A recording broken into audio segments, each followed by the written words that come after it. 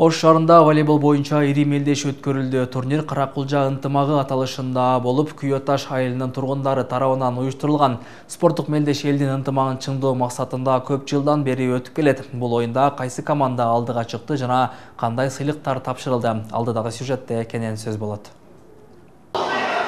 1 март күнү Ош шаарында волейбол боюнча Каракулжа ынтымагы аталышында ири мелдеш өткөрүлдү. Адаттагыдай алгач мелдешке келген командалар аныкталган соң, чучуулактын негизинде командалар эки топко бөлүнүп, оюндарын баштады. Бул турнирдин негиздөөчүлөрүнүн бири Жомарт Абдикеримов аталган мелдеш райондун жаштарын бириктирүү максатында 2012-жылы уюштурулганын жана азыркыга чейин токтобостон уланып келе жатканын айтат. Ошондой эле турнирге катышуучулардын саны да көбөйүп жатканын белгиледи. Негизи Алай Көрөнүн ынтымак кубогу деп негизинен биринчи болуп түзүлгөн эле 2012-жылы Алай Көрөнүнөн 8 айылдан 8 команда чыгып 6-май күнү 2012-жылы уюштурулган оюн. Андан бери мына өзүңүздөр көрүп аткандай быйыл 2020-жыл 8 айыл кийин Караташ менен Сарбе кошулганда 10 айыл болгон. 10 айыл бүгүнкү күндө экинчи кругун тегеренип акыркы оюн бүтүп атат бүгүн.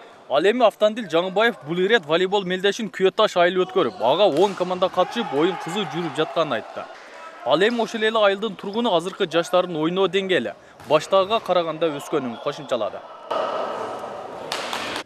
Как раз Күйөташка келип калган экен.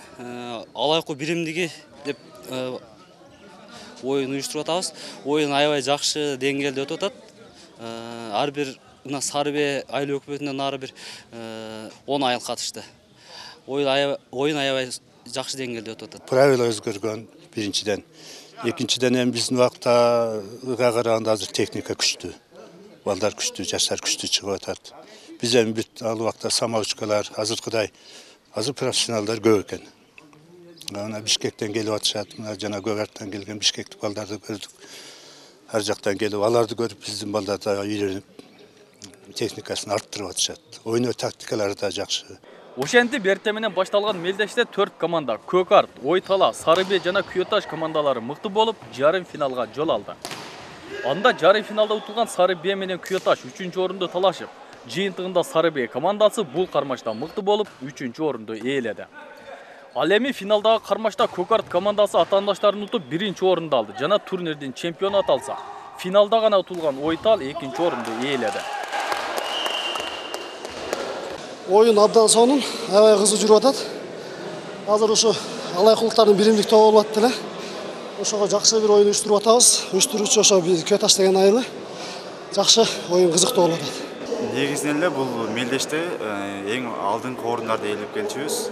Бул мелдеште биз көбүнчө 1-орунду алып чыктык. Белгилей кетсек, аталган мелдеш 8 жылдан бери токтобой кезек-кезеги менен өткөрүлүп келет.